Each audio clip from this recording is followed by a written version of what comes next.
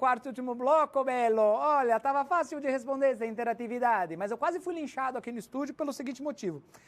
Se você colocou a alternativa D, veja aí na tela, o Juventus é o time de futebol do bairro Operário do Paris, em São Paulo.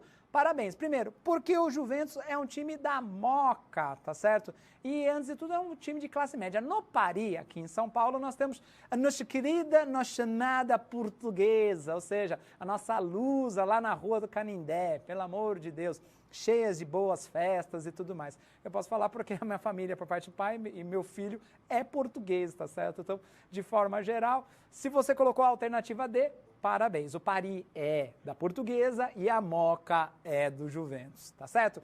Tirando as rivalidades futebolísticas, clubísticas de lado, você pode perceber, inclusive na cidade de São Paulo, no Rio de Janeiro e outras localidades, que você vai ter várias histórias ligadas ao lazer e, por consequência, definição de torcidas e tudo mais. Desde Curitiba com o Atlético Paranaense ou com o Coritiba com o Coxa Branca, passando aqui por São Paulo, entre Palmeiras e Corinthians, até mesmo em alguns derbys, como por exemplo na cidade de Campinas com a Guarani e, além disso, a Ponte Preta e assim por diante. Tudo isso está ligado ao próprio processo de lazer e de esporte como um todo. É uma coisa muito interessante. Aliás, eu sugiro visita ao Museu do Futebol para você conhecer um pouco dessas rivalidades e dessas práticas sociais, culturais, que também estão ligadas, antes de tudo, ao próprio processo de industrialização e de organização das cidades no território brasileiro como um todo.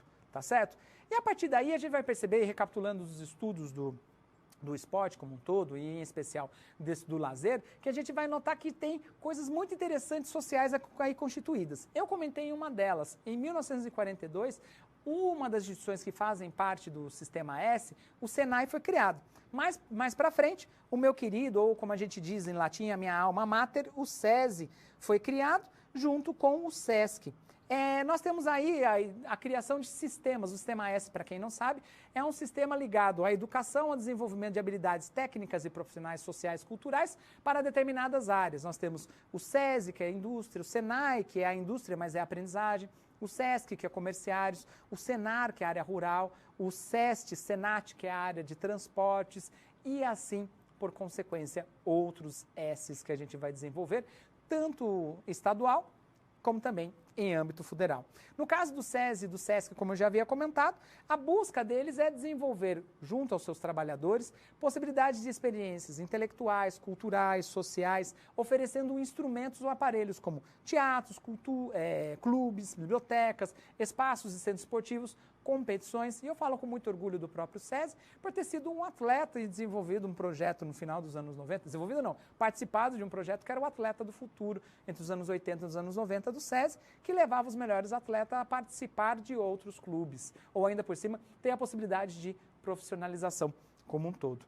E aí a gente vai perceber que a partir daí nós temos o surgimento de outras práticas e atividades culturais, acadêmicas, dentre elas, começa a se institucionalizar o esporte como um todo, tanto que nós temos um legado esportivo muito forte com os Jogos Olímpicos no Brasil em 2016, Copa do Mundo, Jogos militares, a organização de certos eventos que vão desde poliesportivos, como também segmentados, e até muitas vezes expertise de transmissão esportiva televisiva, comunicacional como um todo. Então o Brasil, junto com essa relação de lazer, transformou isso em um grande negócio, em um grande legado, que feliz ou infelizmente acaba sendo transmitido para diferentes modalidades, práticas sociais e culturais como um todo. O que a gente pode perceber é que todas essas atividades desenvolvidas no nosso país buscam técnica e, teoricamente, qualidade de vida à população. Um bom exemplo são certas práticas que foram desenvolvidas entre 2005, 2007, 2010 com o Ministério das Cidades,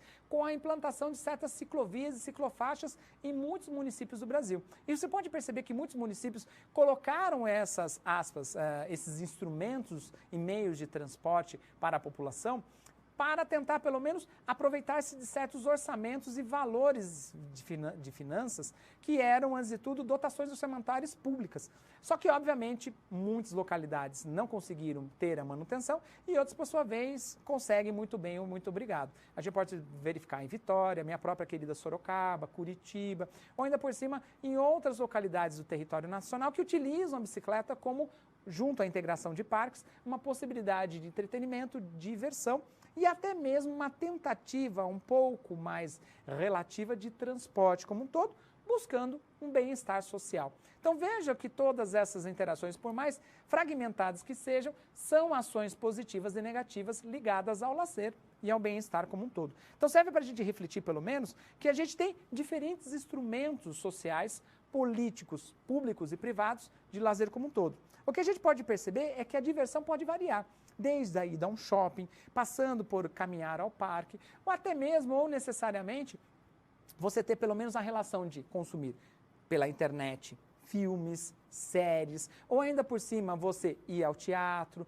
ouvir através de um serviço de streaming música e assim por diante, ou também ir a um clube cultural. O que a gente pode perceber é que tem uma fragmentação entre cultura considerada erudita ou mais cara, ou até mesmo uma cultura popular. Como a gente pode perceber nas palavras de Rita Amaral, em que a gente vai perceber que muitos municípios têm o quê? Festas.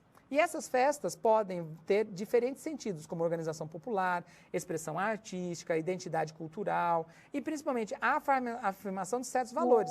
As festas, de uma forma geral, foram muito utilizadas pelos portugueses como uma forma de relaxamento ou ainda por cima uma estrutura de didatismo, fazendo com que viesse a implantação de certos valores, tanto da sociedade portuguesa como também, obviamente, da religião católica e das práticas cristãs no país como um todo. Mas a gente vai perceber, depois de mais de 500 anos, a gente vai notar que essas práticas continuam e há uma diversificação, seja do ponto de vista social, do ponto de vista religioso, do ponto de vista local, do ponto de vista arquitetônico, dependendo do ambiente, e das valorações ali colocadas. E aí eu trouxe alguns exemplos de festas que estão presentes no nosso cotidiano, como por exemplo, o fandango, que é o Fandango Caiçara, que é um evento que ocorre nas regiões litorâneas do Rio de Janeiro, São Paulo e Paraná, que tem como prática a empregar certas cantigas e versos improvisados. E, além disso, essas cantigas e práticas vão retratar o acontecimento do cotidiano com repertórios tradicionais. No geral, o fandango está ligado sempre a um trabalho coletivo, um mutirão, em que o dono da casa, ou seja, aquele que é feita a lida, convida a comunidade para auxiliá-lo.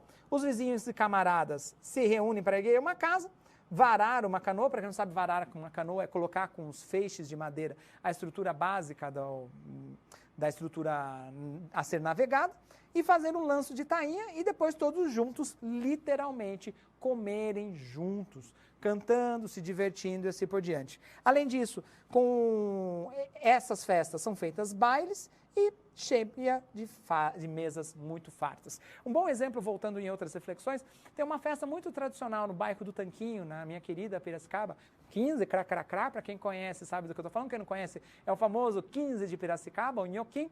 Tem uma festa do milho muito interessante ali perto, quase na divisa com o Rio Claro, em que é feito entre fevereiro e março, na tentativa de celebrar a colheita do milho. E é uma festa farta, com cuscuz, com milho frito e com outras coisas que também são encontradas, que vão desde o próprio suco de milho até churrasquinho e assim por diante.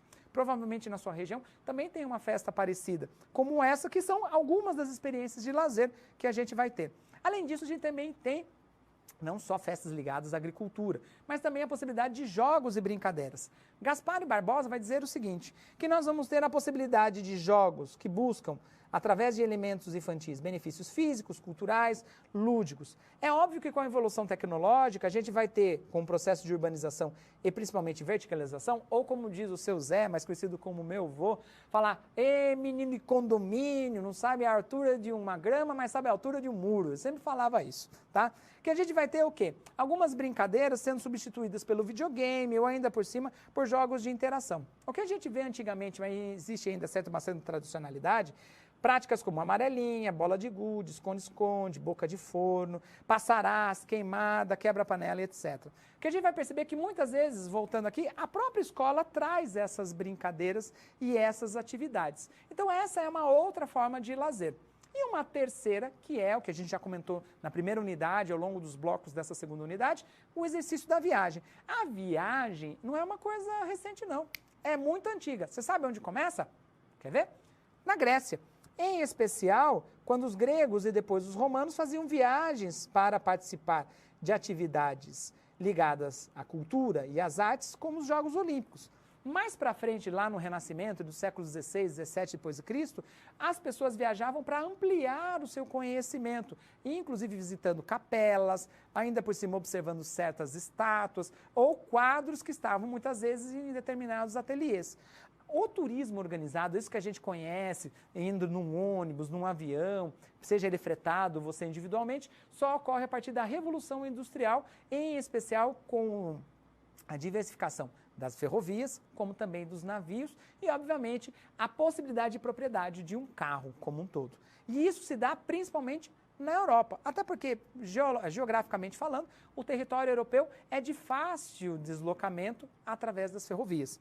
E aí, a partir dos anos 50, 60, mais ou menos dos anos 70, é que a classe média começa, de fato, a consumir viagens como um todo na Europa. Mas a gente tem que considerar um pouco o cuidado, que também começam a surgir certos estudos que o turismo em massa começa a causar certos problemas ambientais.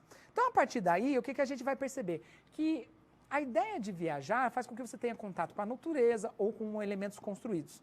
A Associação Brasileira de Empresas de Ecoturismo e Turismo de Aventura, a ABETA, vai dizer que o viajante tem as seguintes motivações. A ideia de buscar paz e tranquilidade, socialização, a união de casal, ficar juntinho nesse friozinho, ai que delícia. Ou ainda por cima ir para a praia, ficar todo quente, saindo lá de biquininho, de sungão. Ou ainda por cima você fazer exploração e descobertas, ter uma certa proatividade, ou seja, buscar saúde, bem-estar.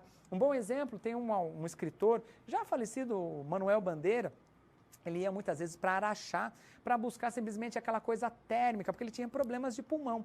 Como muitas pessoas também buscavam regiões montanhosas aqui no Brasil para tentar pelo menos ter uma qualidade e acesso de ar mais limpo, como Campo Jordão, Monte Verde e outras regiões montanhosas aqui no Brasil, Itatiaia, no Rio de Janeiro e assim por diante. Tanto que a gente vai perceber que nós temos aqui, em números, os principais destinos para lazer, os seguintes no Brasil. Nós temos a região do Pantanal, no Mato Grosso do Sul e no Mato Grosso, Rio de Janeiro, Fernando de Noronha, em Pernambuco, a Amazônia, no Amazonas, mas não é só no Amazonas não. Se a gente pensa o território da Amazônica, vai do Pará até o Maranhão. Foz do Iguaçu e Curitiba, Brotas, Vale Ribeira, São Paulo e outras localidades que também a gente pode discutir como turismo, aspas, religioso, como já comentei aqui, Aparecida, Nova Trento, ou até mesmo aqui em São Paulo, se a gente pensar em determinados grupos evangélicos, e assim por diante, Juazeiro do Norte, e assim vai. Tá? O que a gente tem que considerar, pelo menos, é que o lazer, de uma forma geral, vai buscar pelo menos uma integração entre o turismo, entre a diversão e também o cuidado com o meio ambiente entre todos os envolvidos. Uma coisa é certa, que todas essas possibilidades fazem com que haja o surgimento de certas entidades buscando a defesa desses itens aí colocados. Uma coisa é certa, o turismo, ele é uma forma de massificação?